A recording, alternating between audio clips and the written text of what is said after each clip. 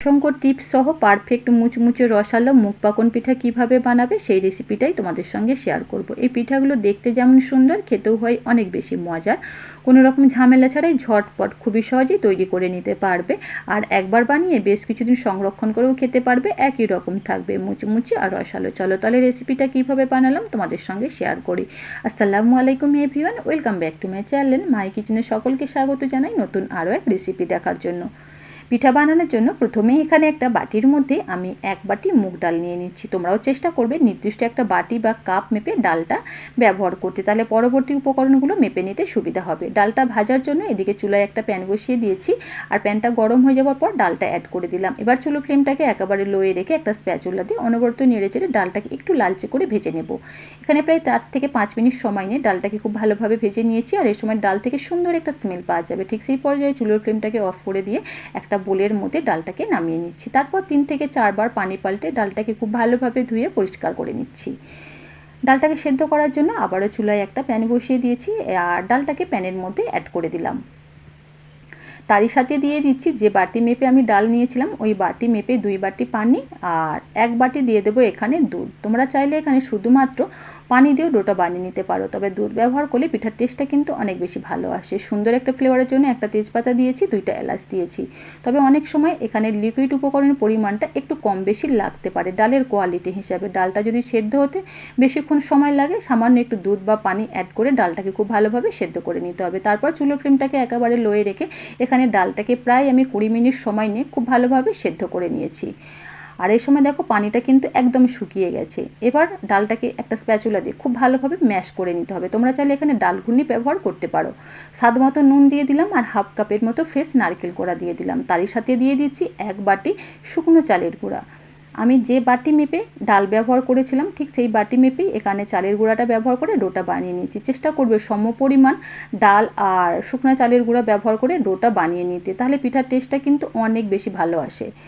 চুলো ফ্লেমটাকে একেবারে লোয়ে রেখে একটা স্প্যাচুলা দিয়ে ভালোভাবে নেড়ে চেড়ে ডোটাকে বানিয়ে নিচ্ছি। তবে ডোটাকে এখানে খুব বেশি নরম করে বানালে হবে না, একটু টাইট করে বা একটু শক্ত করে ডোটা বানিয়ে নিতে হবে, তবেই কিন্তু পিঠাগুলো একদম মুচমুচে হবে। তা না হলে পিঠাগুলো কিন্তু একদম ভাজার পর বা চিনির শিরাতে শোক করানোর পর একদম নরম হয়ে যাবে। তাই অবশ্যই কিন্তু পারফেক্টভাবে ডোটা বানিয়ে নিতে হবে। তারপর চুলো ফ্লেমটাকে অফ করে ঢাকা দিয়ে ডোটাকে একটা সাইডে রেখে দেবো। আর এদিকে পিঠার জন্য একটা চিনির শিরা তৈরি করে নিচ্ছি। তার জন্য চুলায় একটা প্যান বসিয়ে দিয়েছি, আর দিয়ে দিচ্ছি 1 বাটি চিনি আর হাফ বাটি পানি। মাপটা ঠিকঠাক রেখে অবশ্যই এখানে চিনির শিরাটাকে তৈরি করে নিতে হবে।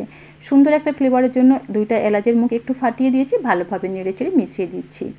আর দিয়ে দিচ্ছি সামান্য একটু ফুড কালার।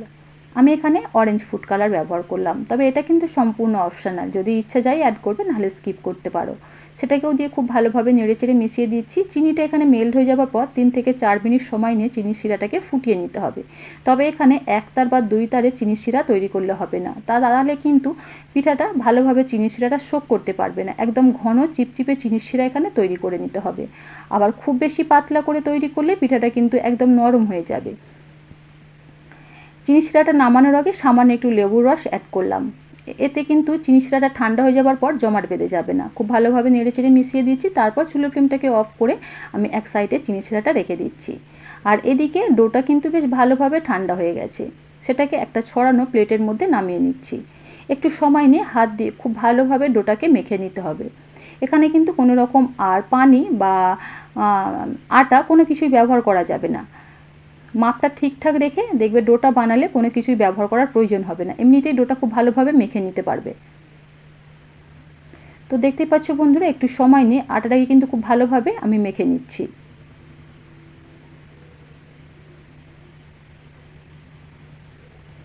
তো এই তো এখানে দেখো আমি আটাটাকে কিন্তু একদম স্মুথ আর মসৃণ করে মেখে নিয়েছি। আর আটাটা কিন্তু একটু টাইট করেই বানিয়েছি, ডোটা কিন্তু একটু টাইট করেই বানিয়েছি, তোমরা কিন্তু দেখেই বুঝতে পারছো।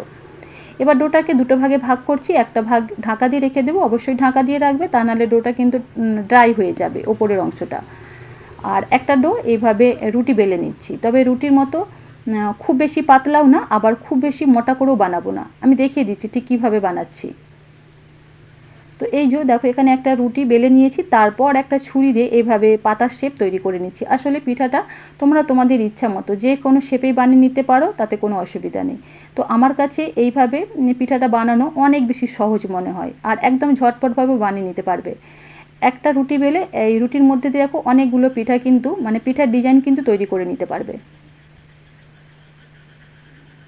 আবারও বলছি, পিঠার ডিজাইনটা নিজেদের ইচ্ছা মতো যে কোনো ডিজাইনে তৈরি করে নিতে পারো, এতে স্বাদের কিন্তু কোনো তফাৎ হবে না।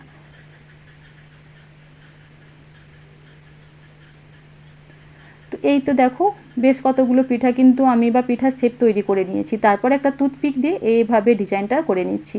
আসলে বলে বোঝাতে না পারলে প্লিজ বন্ধুরা একটু দেখে বোঝা নেবার চেষ্টা করবে আমি ঠিক কিভাবে বানাচ্ছি। দেখতেই পেলে বন্ধুরা, এক নিমেষের মধ্যেই কিন্তু পিঠার ডিজাইনটা তৈরি করা হয়ে গেল। এর থেকে সহজ আর কিছু পিঠার ডিজাইন হতেই পারে না।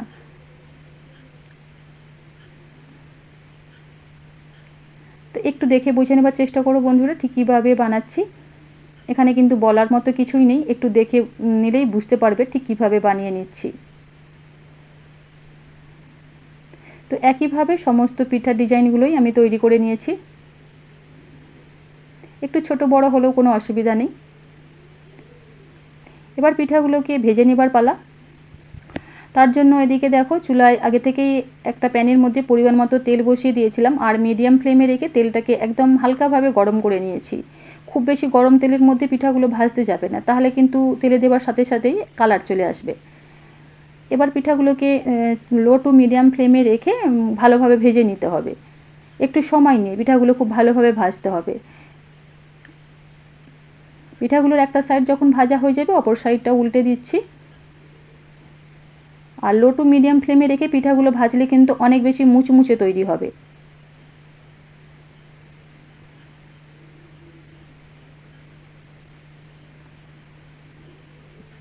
তো এখানে পিঠাগুলো প্রায় 5 থেকে 6 মিনিট সময় নিয়ে উল্টে পাল্টে আমি খুব ভালোভাবে ভেজে নিয়েছি। আর দেখো সুন্দর একটা কালারও চলে এসেছে। ঠিক এইভাবে ভেজে নিতে হবে। তারপর তেল ঝরিয়ে আমি তুলে নিচ্ছি। আর এই গরম গরম পিঠাগুলো সরাসরি যে আমি চিনির শিরাটা তৈরি করে রেখেছিলাম সেই চিনির শিরাটা কিন্তু একদম উষ্ণ গরম হতে হবে। এবার পিঠাগুলো চিনির শিরার মধ্যে দিয়ে দিতে হবে। একটা চামচ দিয়ে ভালোভাবে উল্টে পাল্টে চিনির শিরার মধ্যে একটু কোট করে নেব। তবে খুব বেশিক্ষণ সময় কিন্তু লাগবে না। চিনির শিরার মধ্যে দেওয়ার সাথে সাথেই দেখবে পিঠাগুলো কিন্তু একদম চিনির শিরাটা শোক করে নেবে সুন্দরভাবে। আর চিনি শিরাটা যদি পারফেক্টভাবে তৈরি হয় দেখবে খুব সুন্দরভাবে চিনি শিরাটা শোক করে নেবে। এবার চিনি শিরাটাকে ঝরিয়ে খুব ভালোভাবে একটা প্লেটের মধ্যে তুলে নিচ্ছি। যতটা সম্ভব ভালোভাবে চিনি শিরাটা একটু ঝরিয়ে নেবে।